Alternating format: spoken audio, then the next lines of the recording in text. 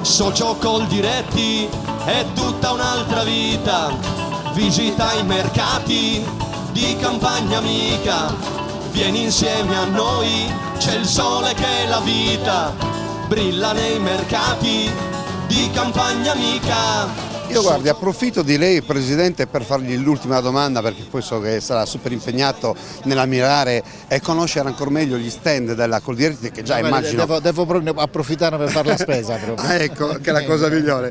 Però si parla tanto di continuità territoriale. Sì. Io quest'estate quando c'è stata per intenderci, la cittadinanza data a Vecchioni, la cittadinanza di Mamo Iada, ma poi quella sarda, in realtà ho parlato veramente con tantissimi turisti e tutti si lamentavano di una sola cosa: il caro traghetti. Ma è possibile che una regione come la Sardegna, una regione turistica così importante, abbia problemi di questo tipo?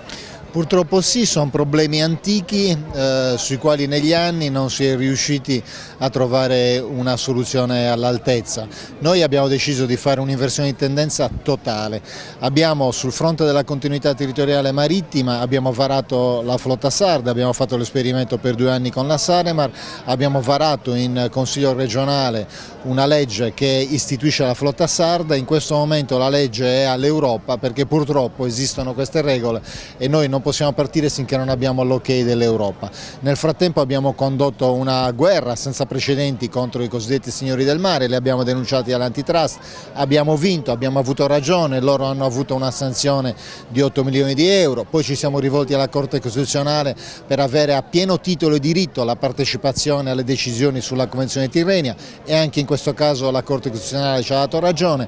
Continuiamo a combattere e speriamo soprattutto di poter avere presto la decisione dell'Europa per far partire la flotta sarda. Poi c'è la continuità territoriale aerea e anche su quella abbiamo fatto una scelta totalmente diversa, abbiamo deciso di dare la continuità territoriale aperta a tutti per 9 mesi l'anno. Questo significa che anche i turisti potranno venire a un prezzo accessibile, si parla di 60-70 euro per venire in Sardegna, e questo darà una grande boccata d'ossigeno alla nostra economia e al nostro turismo.